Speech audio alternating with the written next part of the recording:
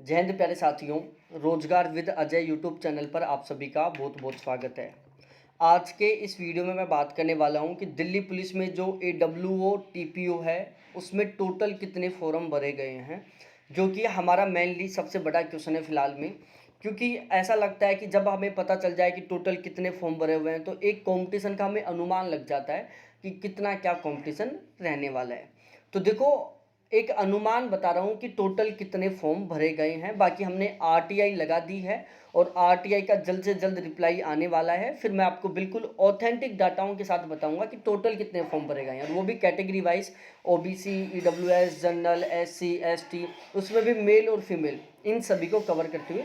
लेकिन अब मैं आपको एक अनुमानित आंकड़ा बता रहा हूँ कि टोटल कितने फॉर्म भरे गए हैं, जो बहुत सारे सर्वे पर आधारित है। सर्वे यही है कि मैंने बहुत सारे यूट्यूब चैनल देखे हैं, बहुत सारे लोग हैं या बहुत सारे कोचिंग वाले हैं जो अनुमान लगा रखे हैं, और उन्हीं के बेस पर मैंने ये अनुमान लगाया। इसके अलावा जो दूसरा मिनिस्ट्री वाली वैकेंसी है उसके बेसिस पर अनुमान लगाया है हमने। तो अब हम बात करते हैं। देखो, सबसे पहले बता दें, ये 12th बेस की वैकेंसी है, और मैथ साइंस वालों के लिए यहाँ पर अप्लाई कर सकते थे। आर्ट्स वाले, कॉमर्स वाले यहाँ पर अप्लाई नहीं कर सकते थे, केवल मैथ साइंस वाले यहाँ पर अप्लाई कर सकते थे, और 12th बेस की वैकेंसी है। इसके अलावा NTC वाले कैंडिडेट अप्लाई कर सकते थे। NTC में भी एक स्पेशल क्राइटेरिया दिया हुआ था यहाँ पर। तो इससे एक अनुमान तो लग गया कि यहाँ पर जो नंबर ऑफ फॉर्म है ना वो बहुत ज़्यादा नहीं होने वाले। जैसे जो मिनिस्टर वाली जो हेड कांस्टेबल की वैकेंसी निकली हुई है जिसमें लगभग 22.5 लाख फॉर्म है, ऐसे यहाँ पर इतनी ज़्यादा संख्या में फॉर्म नहीं है। यहाँ पर जो नंबर ऑफ फॉर्म है वो है लगभग 12,20,000 के आसपास। तो हम 12 लाख के आसपास या 12,20,000 के आसपास यहाँ पर फॉर्म ले सकते हैं। तो यहाँ पर टोटल फॉर्म भरे गए हैं 12,20,000 के आसपास, जिसमें मेल के फॉर्म भरे गए हैं 8,80,000 के आसपास मेल के फॉर्म हैं, और 3,40,000 के आसपास फीमेल के फॉर्म हैं।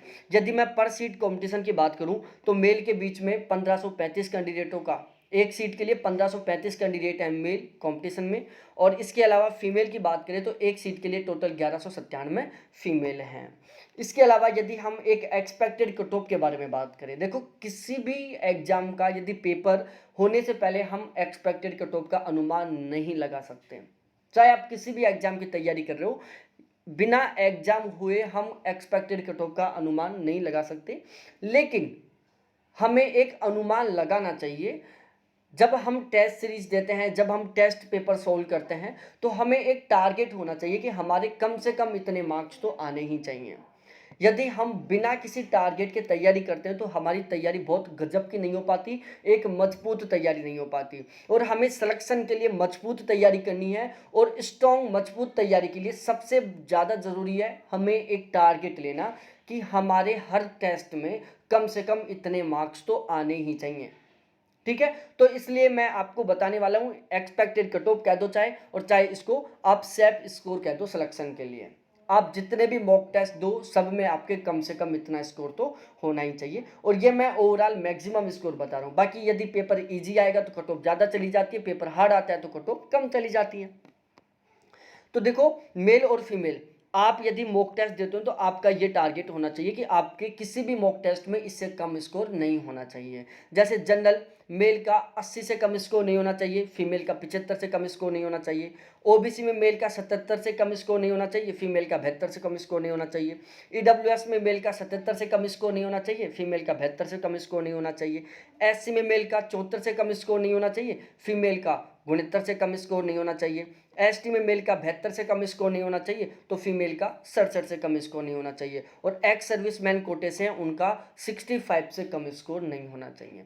तो यदि आप कोई भी मॉक टेस्ट देते हो तो आपके हर एक मॉक टेस्ट में कम से कम इतने मार्क्स तो आने ही चाहिए। आपका जो मॉक टेस्ट का स्कोर है वो इस क्राइटेरिया से ज़्यादा होना चाहिए।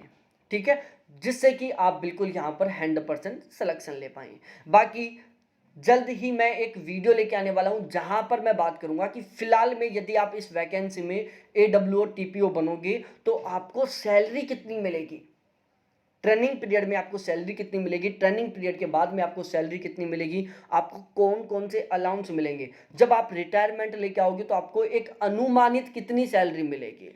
ठीक है।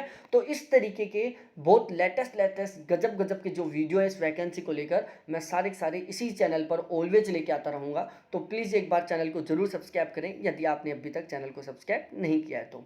बहुत बहुत धन्यवाद आपको देखने के लिए। थैंक्स बाय मेरे प्यारे साथियों।